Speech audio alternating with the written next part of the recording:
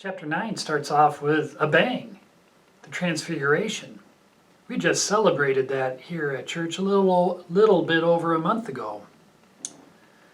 That's the climax of Epiphany, which then leads into the season of Lent, which kind of describes the road that the disciples are now treading on. Let's see what my family has to say about all of this. I noticed that one thing that we've been kind of talking about as we go along is that Jesus is telling people not to tell anyone. I was about to say that. You were? And that's one thing he said. Verse 9. Yeah, verse 9. Jesus gave them orders not to tell anyone what they had seen until the Son of Man had risen from the dead. So, once again, the same theme applies. Motif. Yeah. Okay, 23, verse 23. What do you mean, if I can? Jesus asked. Anything is possible if a person believes. That was the other thing I was going to bring up too. It's kind of like Jesus is like taken aback. Like, why do you think I can't do it?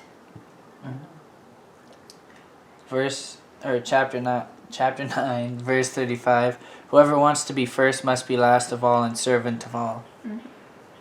I think that speaks for itself. That's just I like that verse. Yeah.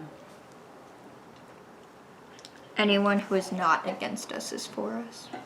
I just thought that was important too, because it's like, duh, anyone who's not against you, like, they're for you, because there's only two sides.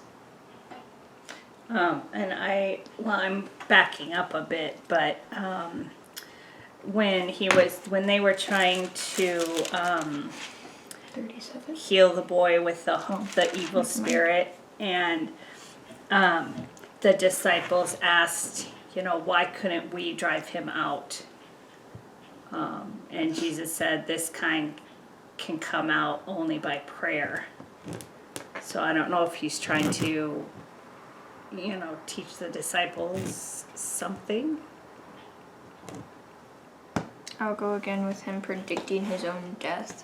That's just incredible that he predicted it, in my opinion.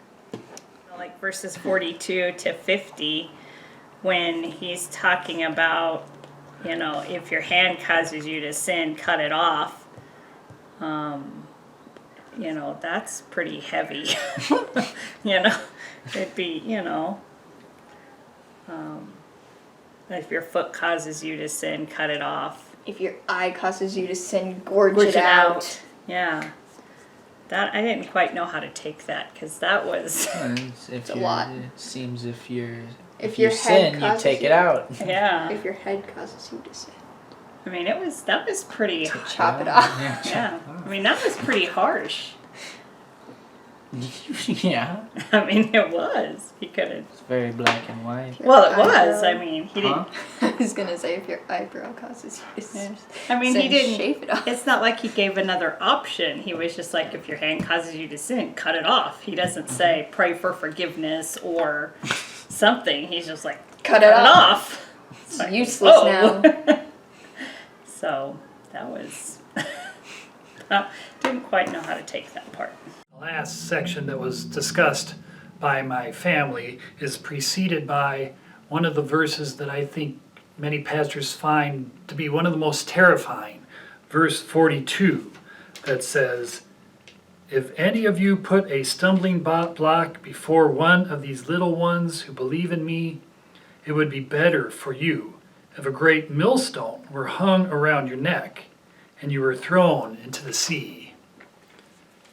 That certainly can bring great pause for many pastors before we speak.